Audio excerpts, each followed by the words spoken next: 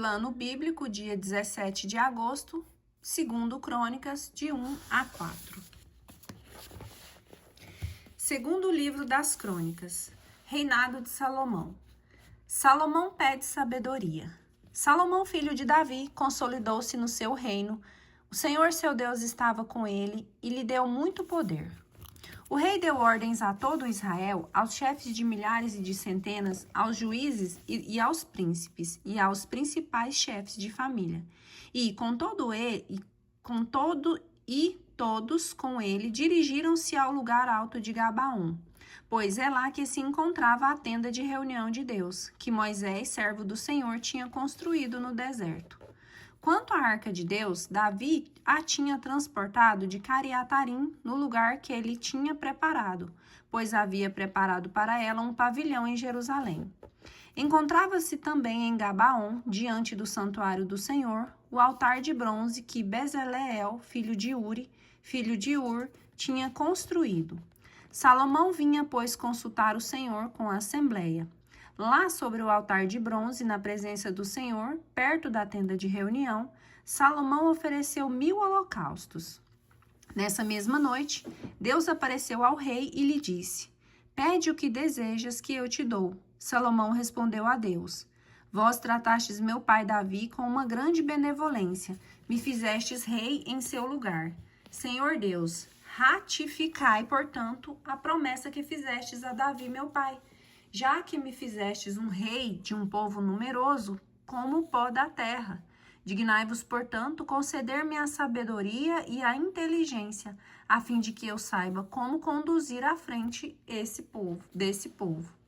Quem poderia governar esse povo tão grande como é o vosso? Deus disse a Salomão: Já que esse é o desejo do teu coração, e não me pede nem riquezas, nem tesouros, nem glória, nem vida, nem a vida de teus inimigos, nem uma longa vida, mas me pede sabedoria e inteligência, a fim de bem governar o povo do qual eu te fiz rei, pois bem, a sabedoria e a inteligência dou-te, mas também riquezas, tesouros e glória, mais do que jamais possuíram os reis, teus predecessores, e que jamais possuirão teus sucessores. Então, descendo do lugar alto de Gabaon, onde estava a tenda da reunião, Salomão retornou a Jerusalém e ali reinou sobre Israel. Riquezas de Salomão. Salomão ajuntou carros e cavalos, possuía 1.400 carros e 12.000 cavaleiros. Colocou-os na cidade dos carros, assim como em Jerusalém, perto de si. Graças a ele, a prata e o ouro tornaram-se em Jerusalém tão comuns como pedras, e os cedros tão numerosos como os sicômoros da planície. Era do Egito que Salomão importava seus cavalos. Uma caravana de fornecedores reais ia buscá-la em tropas por um preço ajustado. Importavam do Egito uma parelha completa por 600 ciclos de prata e um cavalo por 150.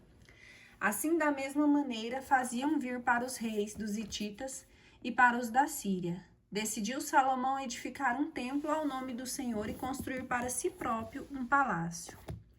Preparativos para a construção do templo.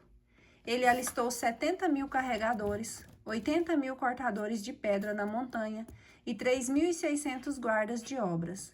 Em seguida, mandou dizer a Irã, rei de Tiro: Digna-te fazer para mim o que fizestes para meu pai Davi, a quem enviaste cedros para construir uma casa. Quero edificar um templo ao nome do Senhor meu Deus, e a ele eu o consagrarei, e nele farei queimar em sua presença perfumes aromáticos. Eu lhe mandarei apresentar continuamente pães e oferecer aos holocaustos da manhã e da tarde dos sábados, do princípio de cada mês e das festas do Senhor nosso Deus, segundo a lei eterna prescrita a Israel. O templo que vou construir deve ser grande, pois nosso Deus é maior que todos os deuses.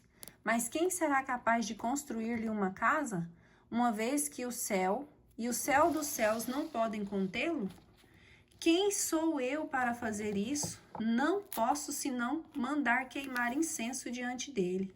Digna-te, portanto, enviar-me um homem experiente no trabalho do ouro, da prata, do bronze, do ferro, da púrpura azul e violeta, um homem que entenda suficientemente de escultura para dirigir os artífices de Judá e de Jerusalém, que meu pai Davi reuniu junto de mim. Manda-me do Líbano madeira de cedro, cipestre e sândalo, pois eu sei que teus súditos são peritos em cortar as madeiras do Líbano. Meus servos auxiliarão os teus. Manda-me preparar madeira em grande quantidade, porque o templo que vou construir será grande e magnífico.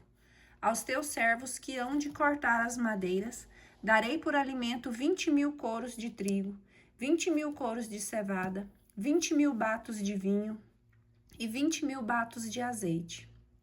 Irã, rei de Tiro, respondeu numa carta que enviou a Salomão: É porque o Senhor ama seu povo que te constituiu rei sobre ele? Bendito seja o Senhor Deus de Israel, que fez o céu e a terra, que deu ao rei Davi um filho sábio, inteligente e prudente, que vai construir um templo ao Senhor, assim como um palácio real. Envio-te, portanto, um homem hábil e entendido, Irã-Abi, filho de uma mulher da tribo de Dan, e de um pai tírio. Ele sabe trabalhar em ouro, em prata, em bronze, em ferro, em madeira, em púrpura, azul e violeta, em linho fino e em carmesim. Ele sabe fazer todas as espécies de esculturas e elabora todo o plano que se lhe confie.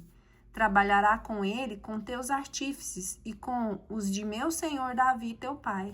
Que meu senhor envie, portanto, a seus servos o trigo, a cevada, o azeite, o vinho de que falou.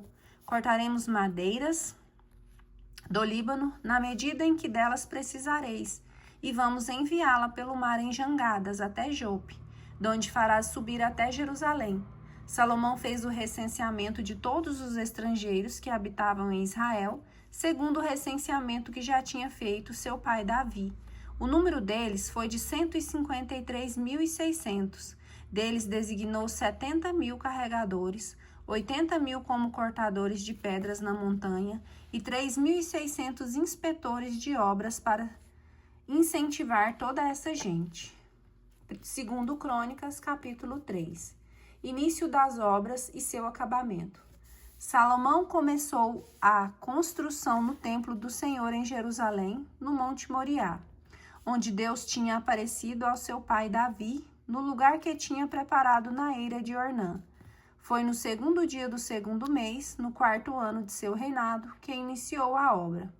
Estes são os fundamentos determinados por Salomão para a construção do templo, de comprimento de 60 côvados, segundo a antiga medida de largura, 20 côvados.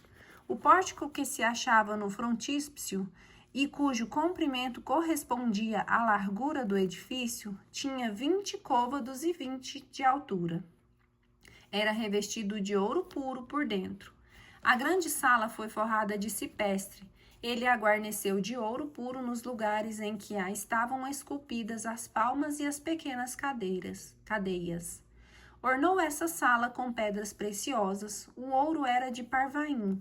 O rei revestiu de ouro a sala, traves, umbrais, paredes e portas. Nas paredes mandou esculpir querubins. Fez também a construção da sala do Santo dos Santos, cujo comprimento, igual à largura do edifício, era de 20 côvados. O valor do ouro fino com que o recobriu era de 600 talentos. Mesmo os pregos eram de ouro e pesavam 50 siclos. Revestiu igualmente de ouro os aposentos, para o interior do Santo dos Santos.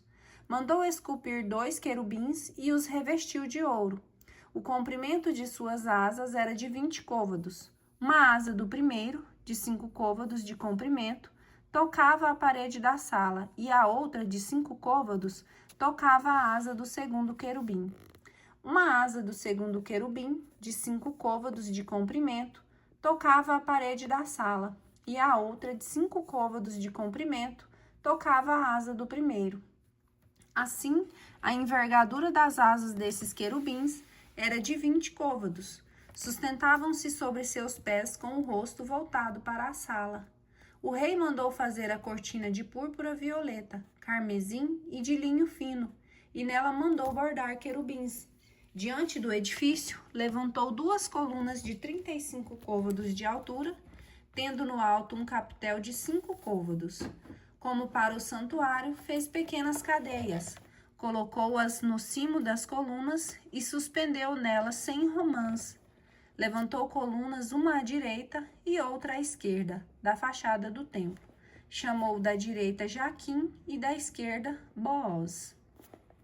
Segundo Crônicas, capítulo 4. Construiu também um altar de bronze de 20 côvados de comprimento, 20 de largura e 10 de altura. Fabricou o mar de metal fundido, o qual tinha uma largura de 10 côvados de uma borda à outra. Tinha a forma circular e a sua altura era de 5 côvados. Sua circunferência era medida por um cordão de 30 côvados.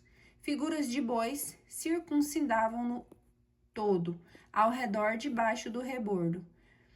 10 para cada côvado, em 2 fileiras fundidas numa só peça com ele.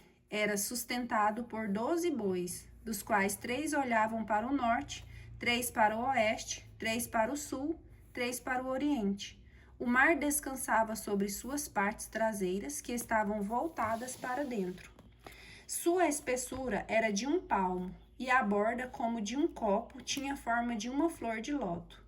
Sua capacidade era de 3.000 batos. Salomão fez também 10 bacias, das quais 5 foram colocadas à direita e 5 à esquerda, para nelas fazer abluções. Aí era lavado tudo o que se utilizava para os holocaustos, ao passo que o mar servia para as abluções dos sacerdotes. Fez 10 candelabros de ouro, de acordo com o modelo prescrito, e colocou-os no templo, 5 à direita e 5 à esquerda. Fez 10 mesas e colocou-as no templo, 5 à direita e 5 à esquerda, e 100 vasos de ouro. Fez o átrio dos sacerdotes e o grande pátio, com portas recobertas de bronze. Colocou o mar voltado para a direita a sudeste. Irã fabricou cadeiras, as pás e as bacias, terminando desta maneira todos os trabalhos que tinha de fazer para o rei Salomão no templo de Deus, a saber, 2 colunas com os capitéis e as arquitraves que lhes estavam sobrepostas, 2 redes que cobriam os capitéis com as arquitraves que estavam sobrepostas às colunas, 400 romãs, das quais 2 fileiras ornavam as grades que cobriam os capitéis com as arquitraves que estavam sobre as colunas.